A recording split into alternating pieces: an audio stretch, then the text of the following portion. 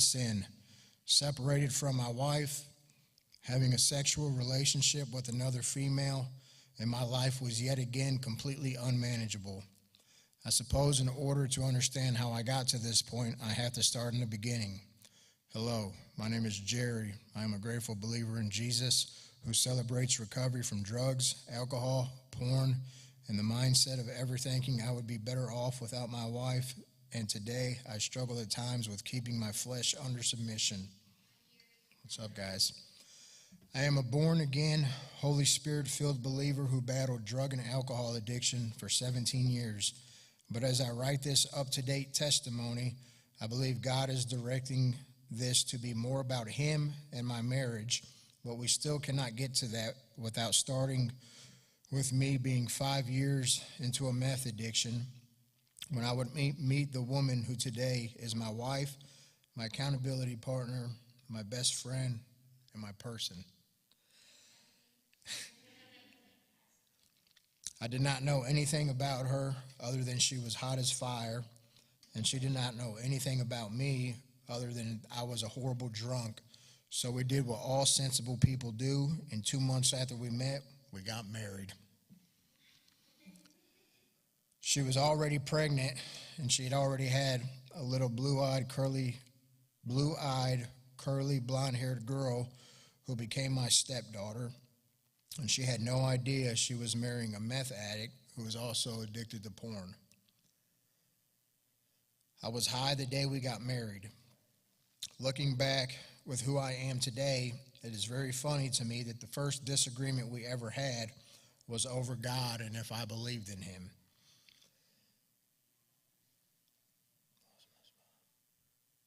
She stated that she did, and I answered with, our beliefs are about as different as they possibly could be. The entire first year of our marriage was a complete lie.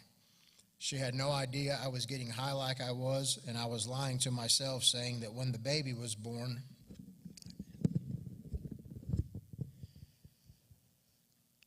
I would stop altogether. I stayed high as much as possible, and if I wasn't high, I was drunk. When high, I would purposely start fights so I could stay in the living room all night and secretly watch porn.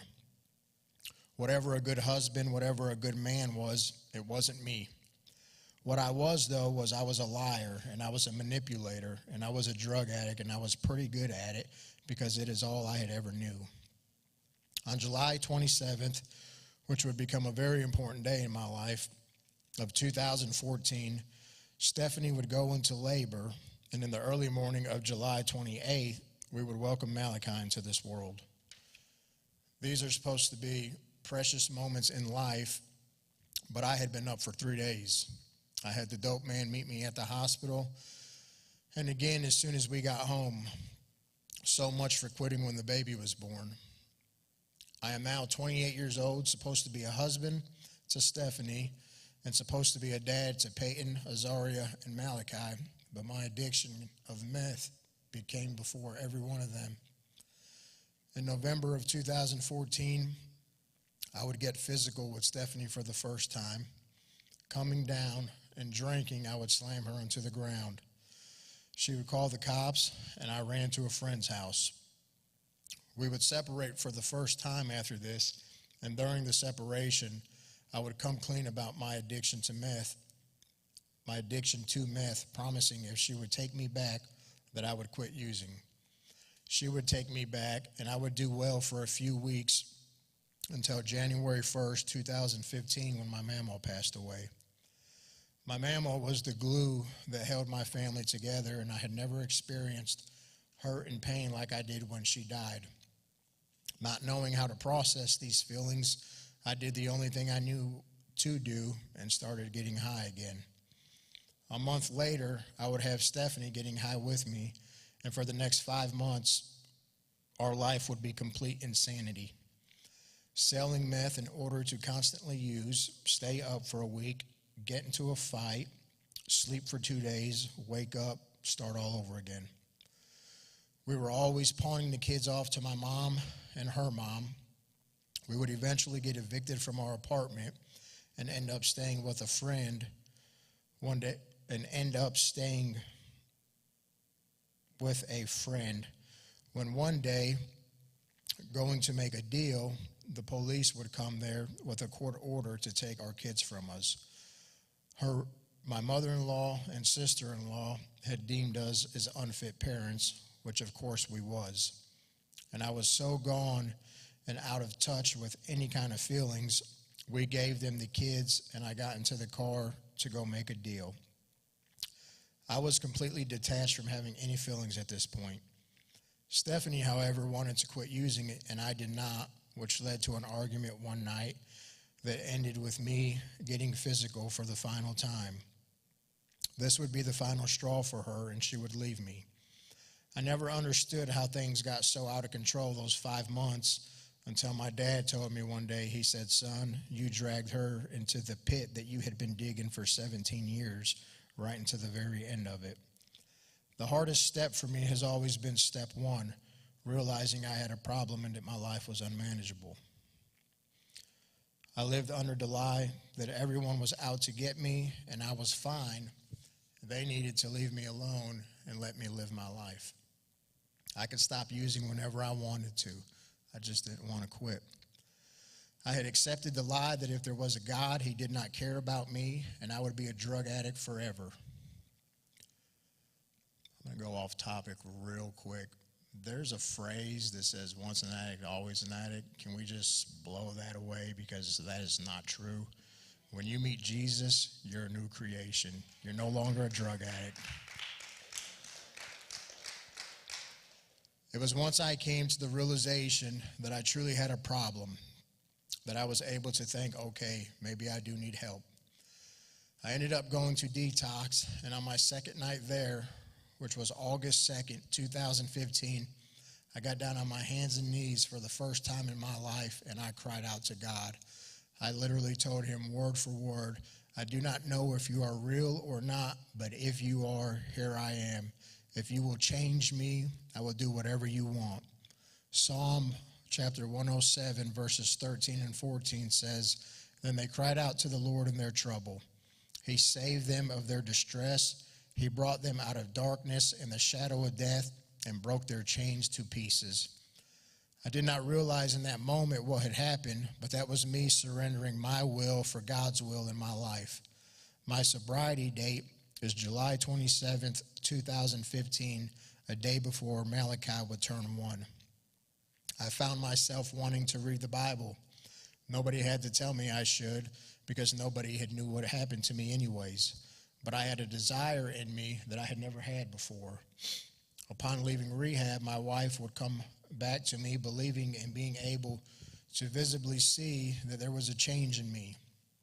My sister-in-law, who had custody of Malachi, would soon take us into her home, disregarding everyone, and I mean everyone, telling her that by no means should she ever allow me into her home, and yet she did anyways. She stepped out in faith and gave me a chance, and I will forever be grateful. I spent the first 5 months of my recovery in what today is known as the Lazarus House. Me and Stephanie would start attending church regularly, and through church we would find people who would become our family and help us along our journey. Stephanie would become pregnant with twins, and we would get our own place in December of 2015. December 1st, I'm good with dates, obviously. December 1st, we would get custody of Malachi back, and on February 7th, we got custody of Azaria back. On May 12th, 2016, we welcomed Love and Grace into the world, and after a long, rough pregnancy, this was truly a precious moment. 3 weeks later, we left the hospital and went home, and we've been happily ever after ever since. Thank you, guys.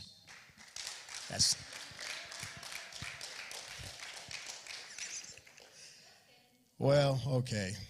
So that's not how this really ends. But it will end up with Jesus seeing us through every storm we have been through. So here I am now, sober, trying to be a husband and a dad with the mindset of sharing what Jesus had done for me to everyone. that I knew and help them receive deliverance just like I had. I had a love for Jesus in me, but what about all the selfishness? What about all the hurt, the pain, and all the rest of my character defects that I had instilled over the last 30 and a half years? These would become my obstacles over the next 6 years in Celebrate Recovery. I would finally get to see my son Peyton in the spring of 2017 after 3 years of being absent in his life. Joel 2:25 says, I will restore to you the years that the swarming locust has eaten. I have never experienced a feeling of wholeness like I did until the day I had my wife and all 5 kids together at the same time. God has made a habit in my life of not just showing up, but showing up and showing out, and I am forever grateful for it. Jesus has had his fingerprints over my life, but me, being the imperfect man that I am, still chose to learn things the hard way. I allowed my feelings to dictate the outcomes of things they had no business dictating. I quit my job in January of 2018 because I was upset that I hadn't received my raise yet, so I quit. Stephanie would then start working, and I would stay home with the kids, still attending church, but our home life was miserable. We had no communication, no intimacy, no nothing. After 8 months of this, we would separate just to get back together a week later. We did not acknowledge any of our problems. I've always wanted to act as if things were not real, and if I didn't acknowledge them, that they would just magically disappear.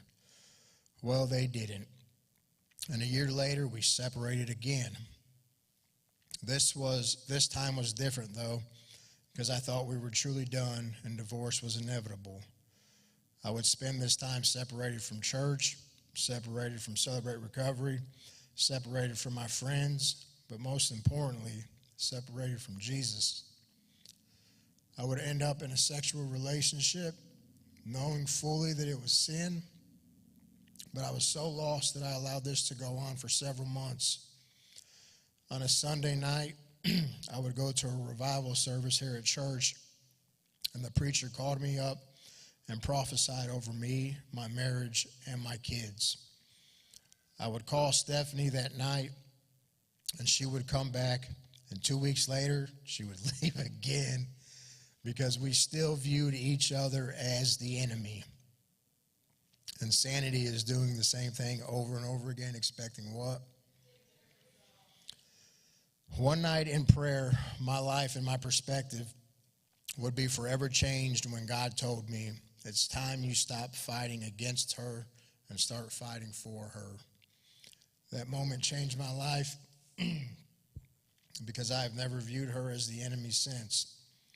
We would again get back together, but the difference this time was we both laid out all our garbage so we could identify our problems and have a true clean slate and allow healing to begin. Romans 12:2 says, and do not be conformed to the world, but be transformed by the renewing of your mind, that you may prove what is that good and acceptable, perfect will of God. I had to allow God to completely transform my way of thinking, since my way had always gotten me into my messes. Me and Stephanie would begin to communicate and make decisions together. We began to finally build a solid foundation that is Jesus for our family. We began to truly grow and mature us into who he intended us to be. In May of 2001, I would become a peer recovery support specialist and started working at the Damascus House for the 180 Center. On July 31st, 2022, after 15 years of not having a driver's license, I would get my driver's license back. This may seem like a simple task, but for me it was anything but. I had again accepted the lie that I would never get them back due to the amount of money owed. But God did what he always does. He showed up and showed out. That very same summer, my pastor's wife would tell Stephanie that Azaria would have the last name Scott one day. We didn't think much about it, honestly, but then a year later, I would adopt her, and she became Azaria Scott, Daddy's little girl. The past 2.5 years of my life have been truly amazing. Not easy by any means, but absolutely amazing. I finally know who I am. I am a sinner who has been saved by grace. When I look in the mirror, I know today that I am a good husband and I am a good dad. And at the end of the day, that is all that truly will ever matter to me, is who I am at home, because that's what allows me to make a difference in the world. I know that I am truly none of these things without my relationship with Jesus. If you are here tonight, I want to encourage you to keep coming back. It has been through the power of Jesus and the Celebrate Recovery literature that I have learned how to identify character defects in my life. I have been through 4-step studies. Yes, I am that messed up. And have been able to find true healing in different areas of my life each time. I have found acceptance in this ministry, and I have found friends who have become brothers and sisters, and I have found a place to share what Jesus has done for me and my family.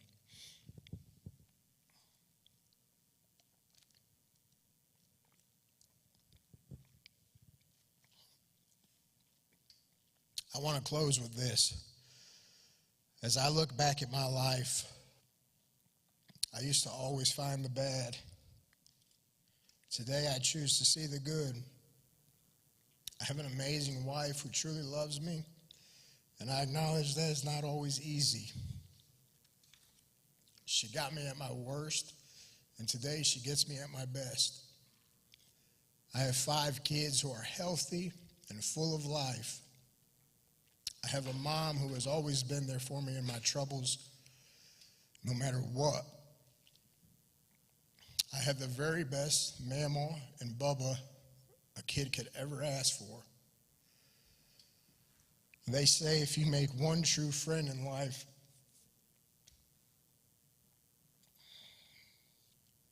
that you are extremely lucky. But I made 2 who are brothers for life. They're 20-plus year relationships that today are going as strong as ever. I have the most amazing family and Celebrate Recovery family that a man could ask for. I have seen God touch my 4 sisters, especially Raven, who though I am her big brother, she is always there to care for me in my brokenness.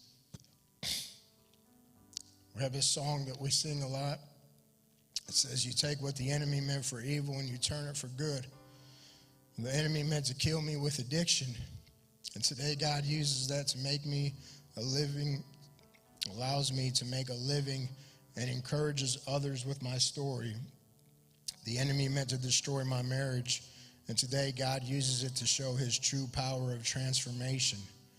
Mark 10:9 says, let no one split what God has joined together.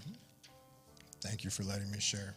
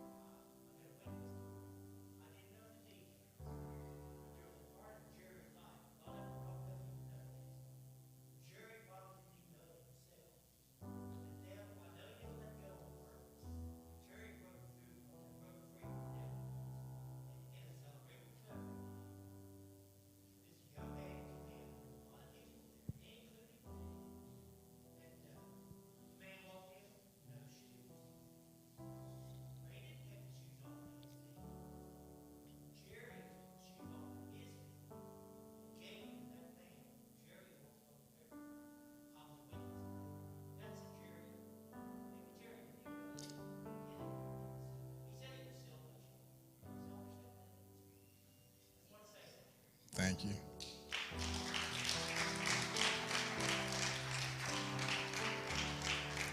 We're going to open up these altars, and Look, those of you guys who really, really know me know that even this is still a little bit outdated.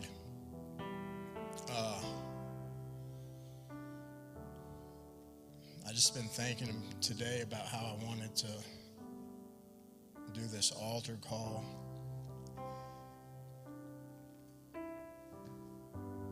I know you guys probably get tired of me hearing me say it, but like I had the hardest year of my life last year. Losing my best friend in the whole world.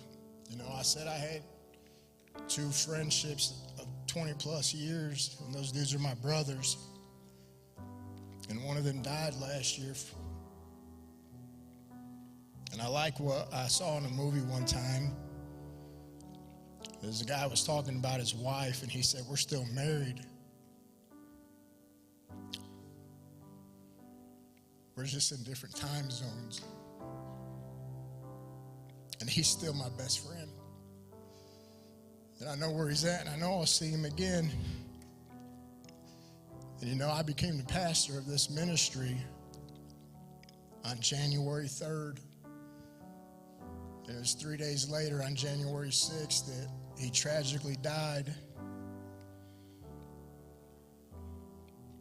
And then in the same year, though, there's such beauty happens at the same time, because I personally, like, I seen Jesus and the love of Jesus through people while I was going through that, through my wife, through my family, and through a lot of people here at Celebrate Recovery and at church. Like, that dude right there held me while I cried in the hospital the same night.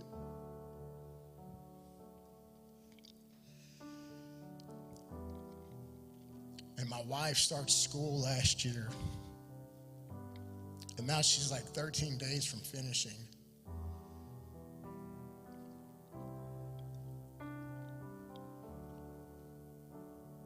I guess I was thinking earlier today how it's wild, how, like, even though last year was the toughest year of my life, there was still, like, when I look at the year and everything that transpired, you know, when my mamaw died, I didn't know how to face those emotions, so I just went back to doing what I always did, and I got high. And last year, I had to feel everything, and I still do to this day. But I was able to feel it, and I wanted to go through that all and feel that all the hurt, all the pain, because of Jesus. Because what he has done for me, what he done for me on the cross was way more important. I never even thought one time, and I'm not bragging, I never even thought one time about getting high. But that is because he has grown me and matured me so much. And whatever you're going through in your life, he is there for you, and he will grow you, and he will mature you, and he will turn you into a person that you could never imagine possible, because it's not possible on our own, but it is all possible. With God, all things are possible. So I just want you guys, whatever you're going through, these altars are open, and Jesus is your answer.